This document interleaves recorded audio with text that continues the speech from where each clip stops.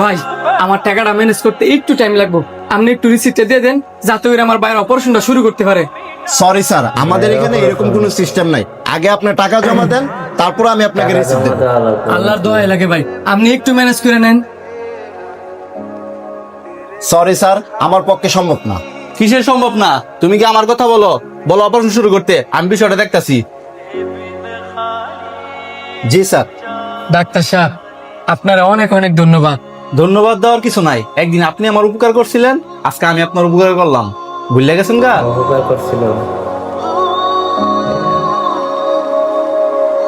একটা গাড়ি হতে পাইতাছি না, সময় মতো যদি না যেতাম পারি তাহলে তো আমার চাকরিটাই শেষ।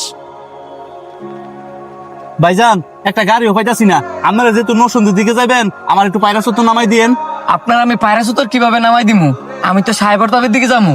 প্লিজ আমার একটু উপকার করেন, আমি যদি সময় মতো না যেতাম পারি তাহলে আমার চাকরিটাই হইতো না। আচ্ছা উঠেন।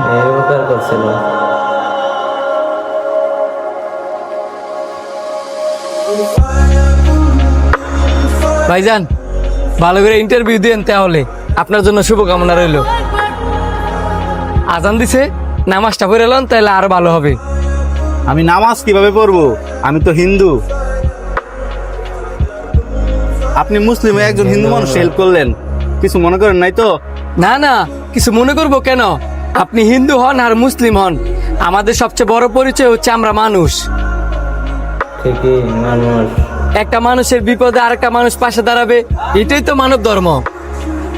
আপনি আর দেরি করেন না, তাড়াতাড়ি ইন্টারভিউ দিতে যান। আপনার একটা কথা আমার এখনো কানে বাজে, আপনি বলছিলেন না একটা মানুষের বিপদে আরেকটা মানুষ পাশে থাকবে, এটাই তো মানব ধর্ম।